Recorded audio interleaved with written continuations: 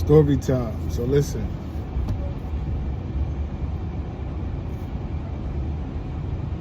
This is for anybody who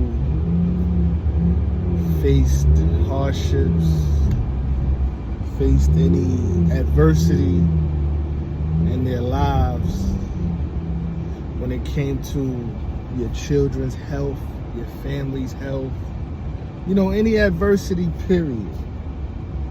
Always have faith in the man up above. I'm gonna tell y'all a little story of a health scare that me and my wife had before my son was born. So, my son was born with a heart condition called double outright left ventricle. And his heart condition basically consists of a smaller heart, a smaller vessel, a hole in his heart, and also the vessels redirecting in ways that was abnormal. So I remember when I first got the news, I was with my boys, we was watching a game, or I was doing something, I don't know. But that day I didn't go to the doctor's appointment with my fiance that day. So I was doing something. I know I ended up with my guys and we was hanging out watching the game, and I got a call from my wife. Well, then was my girlfriend, now my wife, saying that, she was real upset, crying, and she said that, it was an issue with my son's heart. So we had booked another doctor's appointment. I calmed her down. I told her everything would be good. Hugged her, kissed her, consoled her, let her know that everything was gonna be good. We booked another doctor's appointment, went back to the doctor, and the doctor confirmed with us that there was an issue with my son's heart, but they said that it would be hard for them to tell what's going on while he was in her belly. They would only be able to find out when he was born. So we continued on normal, we prayed to God, we continued on, normal pregnancy. She was high risk because she's diabetic, but we continued on, and lo and behold,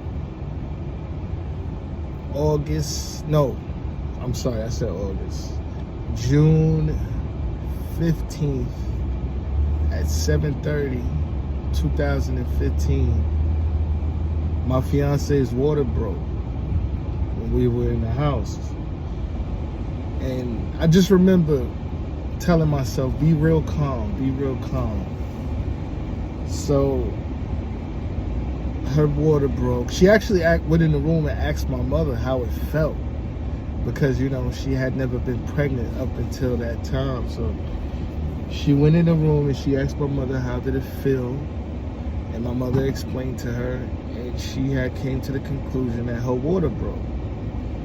So up until that time, I've been telling myself the whole time, when it does happen, just remain calm, don't lose my mind, just be calm, relax, and everything will work out. So that's what I did. I remained calm. We got our bag. We had a bag prepared already for her, so that when her water break, we'll go to the hospital. We grabbed the bag, we grabbed our everything we needed, and we took a slow walk down the steps. Real calm. I didn't lose my mind. I was trying to keep her calm. We walked down to the car. We took a slow ride. I wasn't running lights or anything. I wasn't frantic, panicking. Took a slow ride to the hospital. I actually found a parking spot, parked the car. We walked into the emergency room, emergency part of the hospital. Told her water had broke, Her due date was, I think, 2 weeks after. So they were expecting her anyway. that time. Put her in a wheelchair, wheeled her upstairs, put her in the room. Then things got a little crazy. I've never seen so much screaming in my life. For the first, I would say 45 minutes, hour, she was fine. As those contractions started to kick in, it got real crazy. I remember the contractions started to kick in, and then they moved us upstairs to her room where she was going to give birth. So contractions start to kick in. Next thing you know, I don't know, fast forward 2 hours, 3 hours later, she's just going crazy. And I don't want to, any women, I don't want to scare no women with pregnancy, but she was going fucking crazy. She was going bananas. She was trying to do it without the epidural, but she couldn't. You know, she gave up. I remember, God rest her soul, her grandmother and my mother-in-law, we're just looking at each other the whole time. She's screaming like, oh my God. Like, finally, we decided, listen, I know you tried to do it naturally, but let's just get the epidural. Let's get it over with. And, you know, I remember the doctor coming in and telling us, you know, because there's a risk with epidural. There's a lot of different speculations on epidural. Some people say you can go paralyzed. Some people say it's no good. You know, everybody has their own spills and speculations about epidural. But my fiance, she wanted to avoid it, but she couldn't. So I remember the doctor coming in to give her the epidural, and the doctor was saying, telling us to hold still. You know, I was holding her hands, and the doctor was telling her to be still. They gave her the epidural. I lie to you not, within 10 minutes, the pain was gone, and she was just so relaxed, which was good. From that time, my son wasn't born till the next morning. From the time she got the epidural up until the time my son was he was born about 10 hours later. We was in a hospital all night. We got to the hospital at, like I said, June 15th, like around 7:30. My son wasn't born till June 16th, the next day. So she got the epidural. She was relaxed. Contractions was coming along still, but he wasn't ready. She wasn't wide enough. You know, they say you gotta be 8 centimeters or whatever. She wasn't wide enough, so he wasn't ready. Make a long story longer, when the contractions started to come and she was 8 centimeters, she was having a rough time getting him to come out through her vagina. So the doctor, she pushed for about 2 hours, off and on. So the doctor decided that, you know, it was a lot of stress on my son, but her pushing for so long, the doctor decided that a cesarean section would be necessary. So, you know, we had a talk with each other briefly. We say, yo, listen, if this is what they want to do, let them do it. Let them get him out. Whatever is needed for him to, you know, come out, and whatever's needed for things to move the correct way. So we decided, let her get the cesarean section. So she goes in, she gets the cesarean section. And this is crazy. This is 2015. This is when I found out that Donald Trump was running for president. Because they told me, they said, Dad, I want you to put on I had this funny hat on and these gloves, and I had a whole bodysuit and a mask, you know. I was covered head to toe. And they had wheeled my fiance out into the operating room, and I'm sitting there looking at the TV exhausted because I haven't slept. Well, actually, I did do a lot of sleeping, but not comfortably. And so many hours. So I'm sitting there looking at the TV, and I see Donald Trump is running for president. I'm like, oh shit, this is historic. I'm like, oh wow, this is 2015. So I'm watching TV. I'm noticing 20 minutes go by, 30 minutes, 40, 50, an hour goes by. So I'm like, what the hell? What's going on? So I walk. Something tells me, like, oh, go out, see what's going on. I walk out the door. The nurse, as soon as I walk out the door, the nurse walks towards me and said, congratulations, Dad, you have a beautiful baby boy. 7 pounds, I forgot, I think 8 ounces, something like that. I forgot. Well, anyways. So I'm happy. I'm like, where is he? She's like, I'm going to take you to him. And when she took me to him, he was blue. I'm talking about blue like a light blue crayon. He was so blue because of the stress that was put on him for her trying to push him out so long. But he was fine though. He was blue, he was just fine because of the stress. So I'm looking at my son go crazy while all these doctors are around him. He's going nuts, he's kicking his arms. He's kicking his feet, moving his arms. I'm looking at his fingers to make sure he has all his fingers. I'm looking at his toes to make sure he has all his toes. I was at awe at that moment. I was like, wow, my father, my dad. And I remember being real happy. And they was like, okay, we're gonna take him to the NICU, which is the newborn ICU. You know, to monitor him because of his heart condition. So I said, okay. I said, okay. They said, you can come in there as soon as we get him in there and get him ready. I'm like, okay, cool. So they took him in. When they took him in, they wheeled my fiance out. And she was like out of it completely. She was like high, I guess, from the sedation or whatever. So I told her, I said, go ahead, go get some rest. I'm gonna go, see about Xavier, our son. So I went in the NICU. By the time I went to the NICU, it was probably about 15 minutes later. He was his normal color. So I remember asking the nurses, I said, as far as his condition, how is he gonna be? She said, we can't tell right now. We're gonna have a cardiologist come in and take a look at him. He's probably gonna get some tests done, but as of right now, he's fine, he's healthy. So I just remember in that moment thanking God, like, okay, that's good. My boy is good right now, because at the end of the day, all that matters is right now. 2 hours from now don't matter. Tomorrow don't matter. Only thing that matters is right now. So if you're okay right now, you have a shot. So when she told me, she said, right now he's fine. He's perfectly healthy. He wasn't on oxygen. He was completely fine. So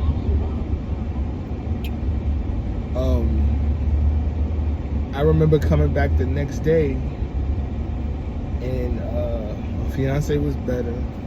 We went in there, and I think we got some news. I think we got good news. But long story short, my son with a heart condition, he spent 6 days. No, he spent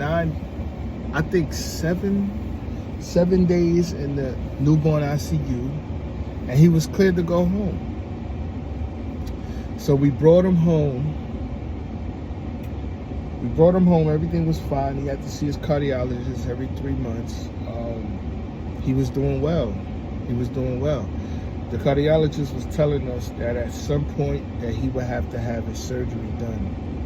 He just doesn't know when. We will monitor him, I think, every 3-6 months, something like that. Every visit we had was good. It was successful up until 9 months. I think 8 months, up until he was 8 months old. The doctor told us that he was 8 months, that they noticed his oxygen saturation is starting to drop. Because when you're young, when you're a newborn, you don't need as much blood to pump to your heart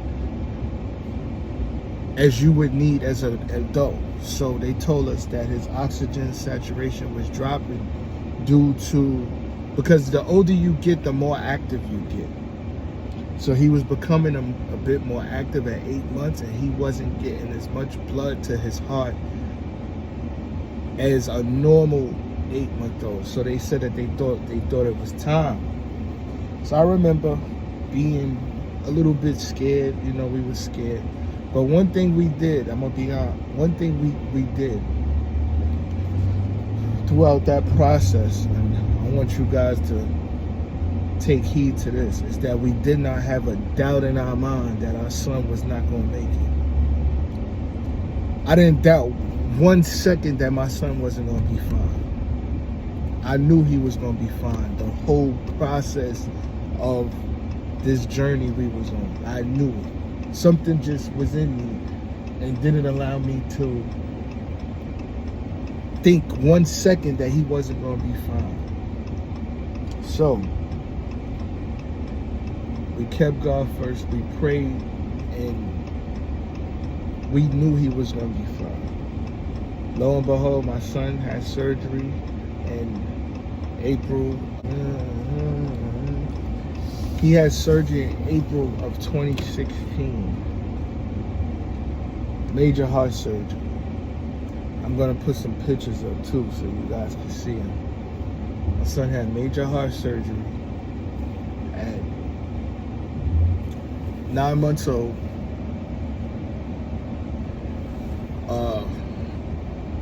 It was a success. Everything was fine. We had one hiccup during the process of the surgery. Now, anytime you have surgery, on an organ, especially like as sensitive as a heart, sometimes the doctors fear that the heart is a muscle. So his doctors was fearing that he may need a pacemaker because the left side of the heart wasn't responding to the right side. Your heart is basically a muscle, and it's also electric too.